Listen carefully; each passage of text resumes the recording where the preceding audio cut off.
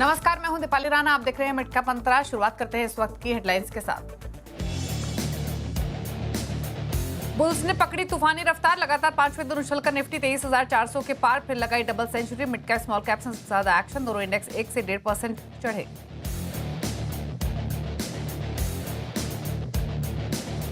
Metal को छोड़कर सभी सेक्टोरल इंडेक्स हरे निशान में। Nifty auto, realty, pharma index 1 से 1.5% तक दौड़े। आईटी में भी 0.25% की शानदार रिकवरी।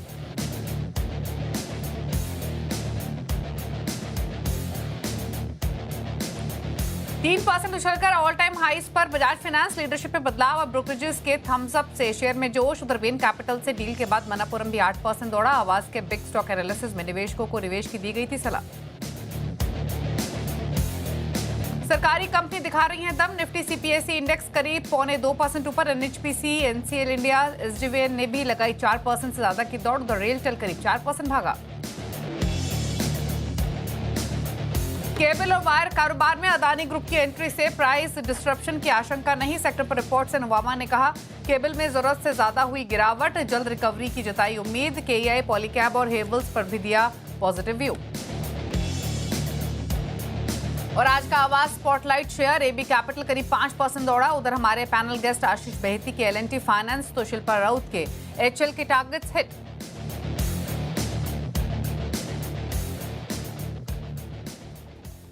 आप देख रहे हैं मिड कैप मंत्रा। मार्केट पर बातचीत करने के लिए निर्मल बंक, नीरव छिदा हमारे साथ मौजूद हैं। लेकिन पहले लेकर आते हैं इस समय का मार्केट का एक्शन आपकी स्क्रीन पर। तो मार्केट में मूड माहौल पॉजिटिव, तेजी बरकरार। मार्केट में ये पूरा ही हफ्ता इनफैक्ट बेहतर रहा मार्केट में ओवरऑल परफॉर्मेंस के हिसाब से। और इस पूरे ही हफ्ते एक अच्छी बात ये रही कि जहां मार्केट खुले वहां से धीरे धीरे ऊपर की तरफ ही गए हैं, तेजी की तरफ। और दिन के ऊपरी स्तरों पर मार्केट क्लोज हुए हैं। इस तरीके के मोमेंटम से कॉन्फिडेंस बिल्डअप होता है, भरोसा मार्केट पर लौटते हुए दिखाई देता है। दिन के ऊपरी स्तरों पर निफ्टी कारोबार कर रहा है 200 अंकों से ज्यादा की बढ़त, 206 पॉइंट ऊपर है फिलहाल, ऑलमोस्ट 1% की गेन। सिमिलर एक्शन आपको सेंसेक्स और निफ्टी बैंक में भी दिखाई देगा। वहां भी तेजी के साथ ही कारोबार हो रहा है और दिन के ऊपरी स्तरों के लेवल्स ही देखने को मिल रहे हैं। निफ्टी बैंक भी सेंसेक्स 684 अंक ऊपर है, 1% के गेंस। निफ्टी बैंक 450 पॉइंट ऊपर है, यहां भी ऑलमोस्ट 1% के गेंस देखने को मिल रहे हैं। मिड कैप स्मॉल कैप्स में बाइंग बेहतर, 662 अंक ऊपर मिड कैप इंडेक्स है, यानी 1% से ज्यादा की गेंस यहां भी। और स्मॉल कैप इंडेक्स तो अब ऑलमोस्ट 2% की तेजी दिखा रहा है।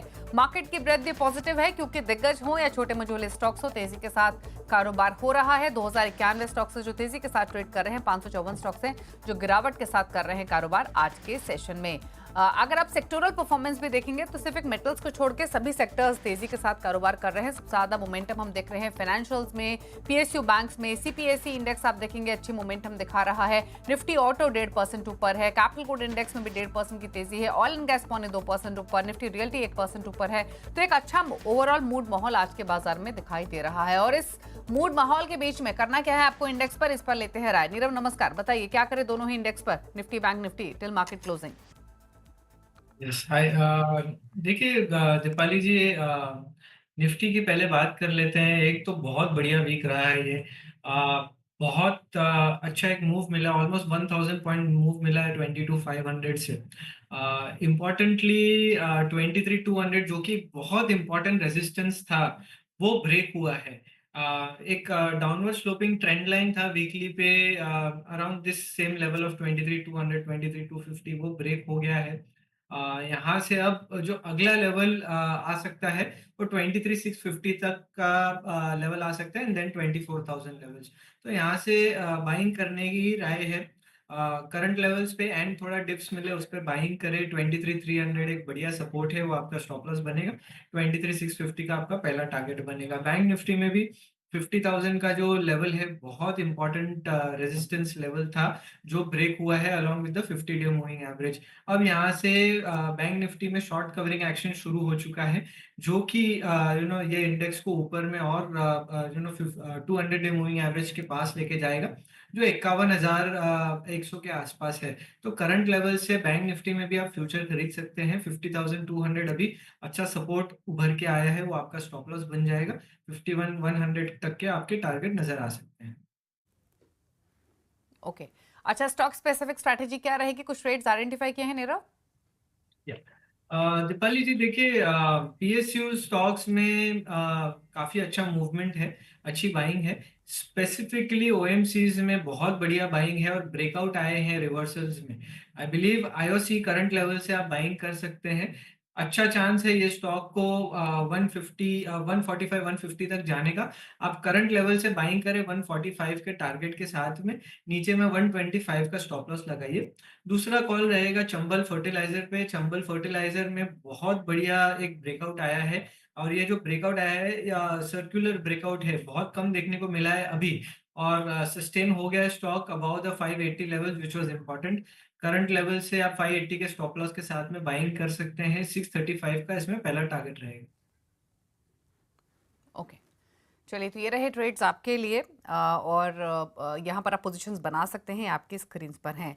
चलिए अब बात करते हैं मिड कैप्स की। इंडेक्स तो आपने देखा ही, यहाँ पर एक अच्छा मोमेंटम देखने को मिल रहा है 1% से ज़्यादा के गेंस के साथ ट्रेड करते हुए, लेकिन कुछ सेलेक्ट पॉकेट्स आपकी स्क्रीन पर लेकर आते हैं। शुरुआत करते हैं सरकारी इंश्योरेंस कंपनी के साथ, जहां पर तेजी देखने को मिल रही है। न्यू इंडिया एश्योरेंस जीआईसीडी तेजी के साथ कारोबार कर रहे हैं। 9.5% तक की तेजी देखने को मिल रही है न्यू इंडिया एश्योरेंस में। अब दिखाते हैं कुछ और पॉकेट्स आज के सेशन में। तो एनबीएफसीज में बाइंग है। मनप्पुरम फाइनेंस खबरों में 11.5% ऊपर, आईएफसीआई 4.5% ऊपर, क्रेडिट एक्सिस ग्रामीण 4% ऊपर, पूनावाला फिनकॉर्प भी 4% ऊपर ट्रेड कर रहा है आज के सेशन में। इसके अलावा नजर डालेंगे हेल्थ केयर स्टॉक्स पर। अजंता फार्मा, मोरपन लैब्स, आरती ड्रग्स, स्पार्क 6.5% तक की तेजी इन स्टॉक्स में देखने को मिल रही है आज के सेशन में। तो यहाँ एक मोमेंटम अच्छा है। साथ ही नजर डालेंगे आईटी स्टॉक्स पर, जहां पर रिकवरी देखने को मिल रही है। और मोमेंटम वाले स्टॉक्स अगर आप देखेंगे तो न्यूजन सॉफ्टवेयर 7% ऊपर है, 4.5% ज़्यादा की तेजी। टाटा टेक, एक्सिस किड्स 5% ऊपर, एम्फोसिस में 4.5% तक की तेजी है। तो यहाँ पर एक मोमेंटम अच्छा बना हुआ है। ऑटो और ऑटो एंसिलरी स्टॉक्स, यहाँ पर भी काफ़ी अच्छा एक्शन है। टीवीएस मोटर्स 4% ऊपर, फोर्स मोटर्स 6% ऊपर, संवर्धना मदरसन 0.3% ऊपर है और अशोक लीलैंड में भी 1.5% तक की तेजी आज के कारोबार में देखने को मिल रही है। सरकारी stocks NHPC, SJVN, Hindustan aeronautics, BDL list हालांकि लंबी है, लेकिन ये वो स्टॉक जहां पर मोमेंटम काफी स्ट्रांग आज के कारोबार में दिखाई दे रहा है।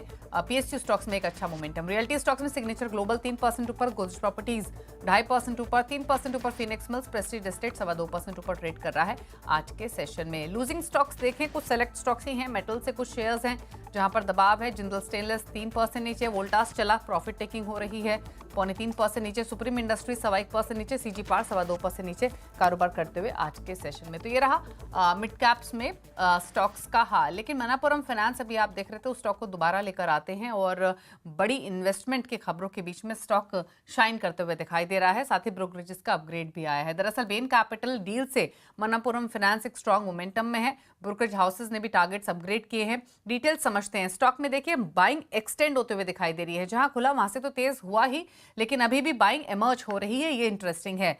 श्रेया हमारे साथ मौजूद हैं कुछ डिटेल्स के साथ।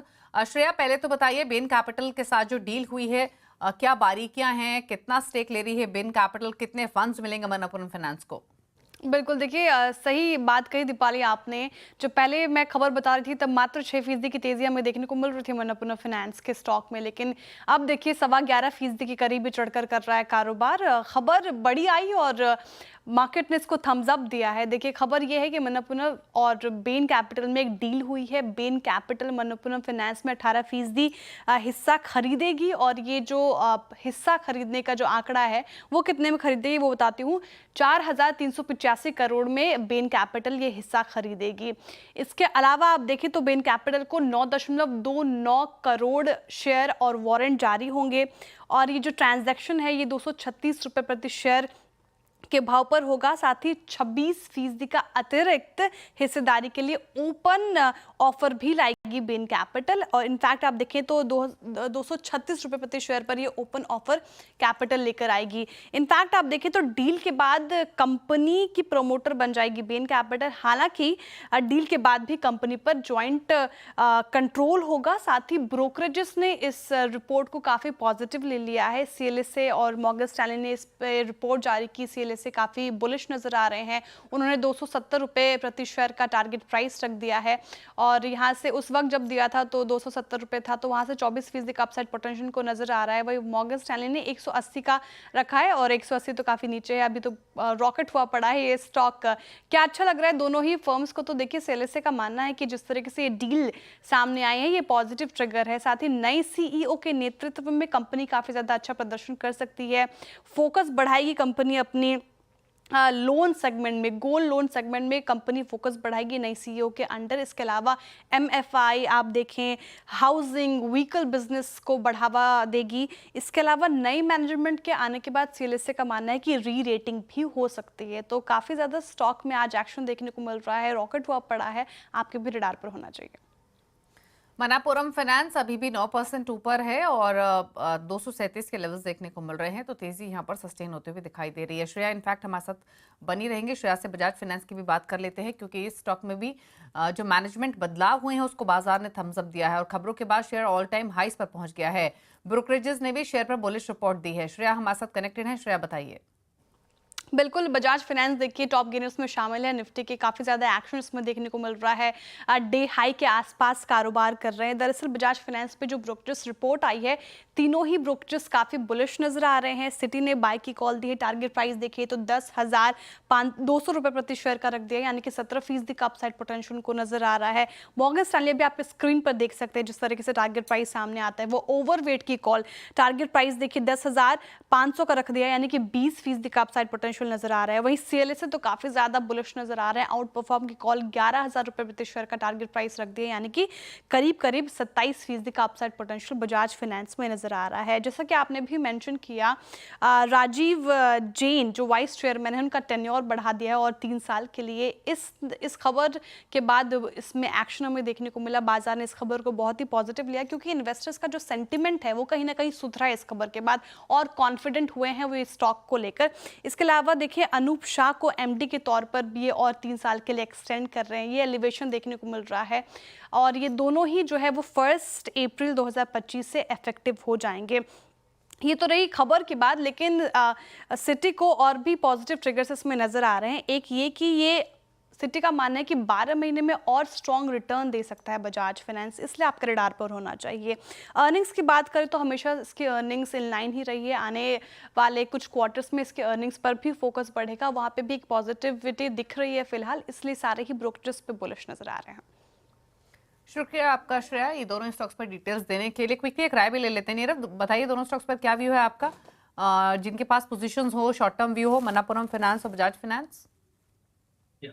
तो देखिए दोनों ही स्टॉक में लॉन्ग टर्म ब्रेकआउट आए हैं।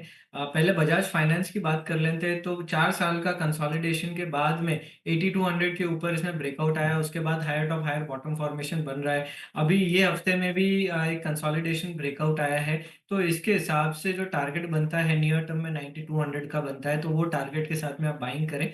यहाँ पे नीचे बहुत बढ़िया सपोर्ट है 8850 का, वो आपका स्टॉप लॉस रहेगा।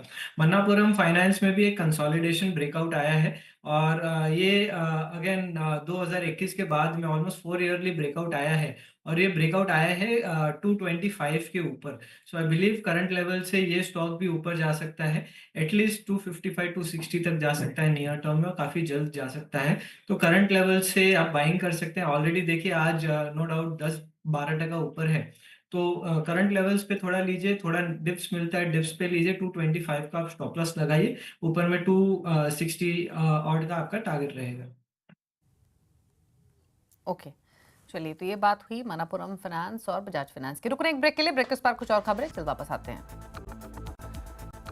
आप देख रहे हैं मिड कैप मंत्रा और मार्केट देखें तो एक्शन बरकरार और तेजी के साथ ही ट्रेड होते हुए दिखाई दे रहा है। कुछ स्पेसिफिक स्टॉक्स लेकर आते हैं आपके सामने जहां पर एक जोरदार एक्शन है आज के कारोबार में, और पीएसयू स्टॉक्स में तो एक अच्छी बाइंग देखने को मिल ही रही है आज के कारोबार में। एक बार रेलवे स्टॉक्स में टीटागढ़ रेल, रेलटेल, ये शेयर्स आपके सामने लेकर आते हैं जहां पर एक अच्छा मोमेंटम है। पीएसयूज में एक स्टॉक देखिए आप, तेजस नेटवर्क, काफी करेक्ट हुआ है ये स्टॉक भी अपने रिसेंट हाई से, लेकिन आज रिकवरी इन स्टॉक्स में देखने को मिल रही है। टीटागढ़ रेल सिस्टम्स आप देखिए 5.5% ऊपर है आज के कारोबार में।